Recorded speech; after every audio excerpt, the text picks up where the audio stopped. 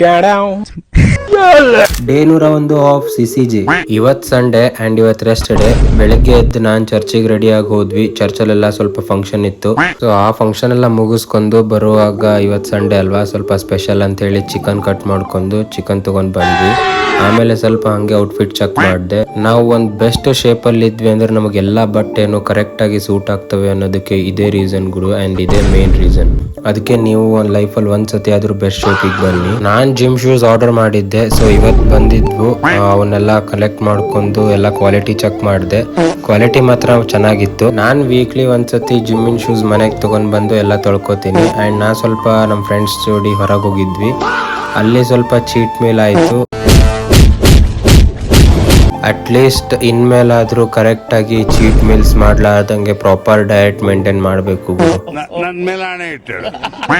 Control ತಪ್ತಾ ಇದೆ ಅಂತ ಹೇಳಿ ಗೊತ್ತಾಗ್ತಿದೆ. ಸೊ ಇನ್ಮೇಲಿಂದ no cheat meals, only proper diet.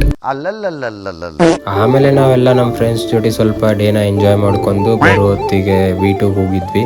ಸ್ವಲ್ಪ ಡ್ರೆಸ್ ತಗೊಳೋದಿತ್ತು, ಸೊ ಅದ್ರ ಸಲುವಾಗಿ ಹೋಗಿ ಅಲ್ಲೆಲ್ಲ ಸ್ವಲ್ಪ ಡ್ರೆಸ್ ತಗೊಂಡು ಬಂದ್ವಿ. ಇವನು ಹೊಟ್ಟೆ ನೋಡಿ ಗುರು, ನಾನು ಕಣ್ಣೆದ್ರಿಗೆ ಶೂಟ್ ಮಾಡಿ ಸಾಯಿಸ್ಬಿಡ್ತೀನಿ. ಇರಿಟೇಷನ್ ಕಣ್ರಿ. ರೆಗ್ಯುಲರ್ ಆಗಿ ಜಿಮ್ಮಿಗಂತೂ ಬರ್ತಾ ಇದ್ದಾನೆ ಅಂಡ್ ಕರೆಕ್ಟ್ ಆಗಿ ಪ್ರಾಪರ್ ಡಯಟ್ ಮೇಂಟೈನ್ ಮಾಡು ಅಂತ ಹೇಳಿದೀನಿ, ಮಾಡ್ತೀನಿ ಅಂತ ಹೇಳಿದ್ದೇನೆ. ಅಂಡ್ ನಾನು ಮನೆಗೆ ಬಂದು ನಂದು ಡೈಲಿ ಸ್ಟೆಪ್ಸ್ ಕವರ್ ಮಾಡಿ ನನ್ನ ಡೇ ಎಂಡ್ ಮಾಡಿದೆ. ಇವತ್ತಿಗಿಷ್ಟೇ. Stay fit and focused. ಸಿಗುವ ನಾಳೆ. ಟಾಟಾ.